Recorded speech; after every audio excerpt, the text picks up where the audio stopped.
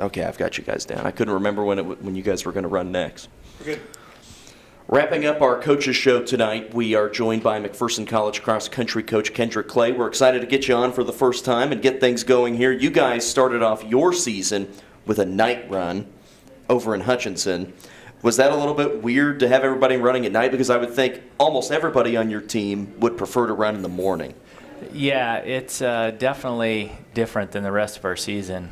Kids actually like it. I think they're actually ready to go in the evening just based on college lifestyle. It's kind of neat to run under the lights, just like when you're a young kid and you get to play a ball game or something under the lights. The kids get ramped up for it. So there have been a few of these events pop up in the last decade around the country, these twilights early in the season. Well, both teams were able to finish 7th at this meet. What were some of your thoughts on how everybody ran and how your season got off to in the start that you wanted it to? Yeah, I think one of the things that I wanted to happen initially as I take the reins here in the cross-country program is implement kind of pack running. So I've used this term, it just kind of came to me one day in the office, red line, like one line of runners, through the whole as deep, far in the front of the field as possible. And our kids have bought into that right away. And initially, my gut was, okay, we did pretty well. They were focused on that. As I looked at the data a little bit closer, there are some things obviously that we need to address and work on. Well, for your first summer and first year and everything getting started, what have been your thoughts of the McPherson College programs and your adjustment to being here on campus?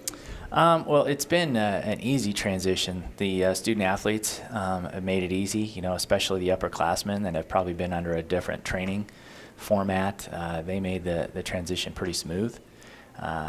So that was a sigh of relief for me, having been out of coaching for a couple years. I didn't know how the kids were going to accept me.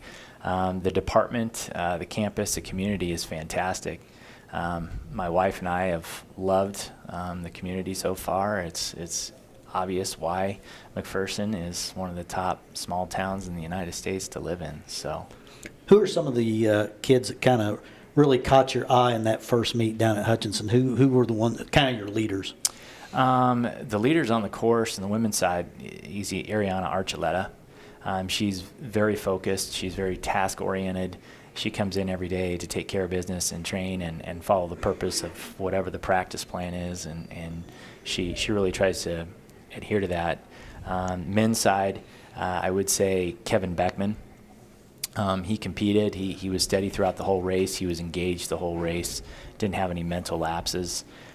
We have a couple of newcomers. I think local Isaiah Moyer is going to be a talent if we can put the work behind it. He's extremely talented. He's not coming in with the type of training volume that we would want at this level. But once we're able to do that, if we keep him healthy, he's going to be a wreck in the years to come. We have a couple freshman women that have kind of invigorated our women's program a little bit. Savannah Moore from Ness City and Georgia Hitchcock from Cody, Wyoming. Those gals kind of caught my eye too, that they kind of handled that setting and weren't taken aback by their first college race. When you look at the KCAC, obviously it's kind of become a one-horse race, and really the race is for second. You'd like to say, oh, it is wide open, but realistically, all you have to do is look at St. Mary. Mm-hmm. They have everybody back on the men's side almost, and almost everybody back on the women. Obviously, they have really set the bar for everybody else to reach. Absolutely, and that's the standard, and you have to work towards the standard. You don't want the bar lowered, and they've done a lot of things right.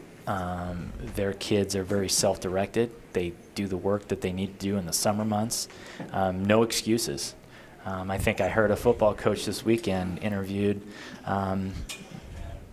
said that, and I think it applies to any sport. You can't make excuses. The bar is where it's at, and you have to work towards that. I think they have a great culture from what I've observed. Their kids buy in. They run with confidence. When they step on the track or the course, they expect to have success. What is your vision for McPherson College cross country in terms of the numbers of people that you want to have here on your rosters, the way the program is and the culture it has? What's your vision of how you would like this to go? Well, I think one of the things that I'm trying to implement right now is the expectation that this has to be a priority. You talk a little bit in track and cross country. Sometimes that intramural mindset can kind of creep in, just that participation, and we're trying to revamp that a little bit and teach the student athletes what it takes on and off the course, if you will, to be successful. We need to probably work towards roughly 15 athletes per gender, just in terms of depth, in terms of training, day-to-day flow, and kind of the push and pull mentality.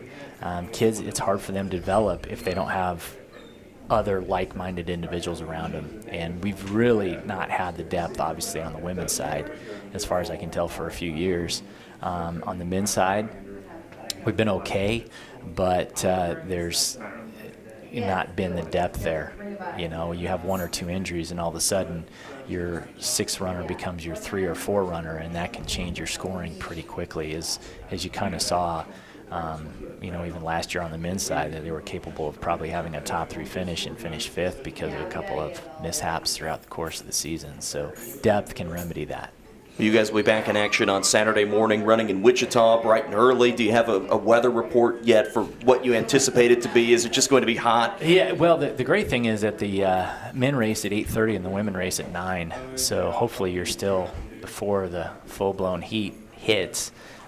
So that's going to be really nice. I'm expecting it to be hot, and that's what I'm planning for. There you go. Well, Coach Clay, best of luck this weekend, and we'll talk with you next week. All right, thank you. Thank you.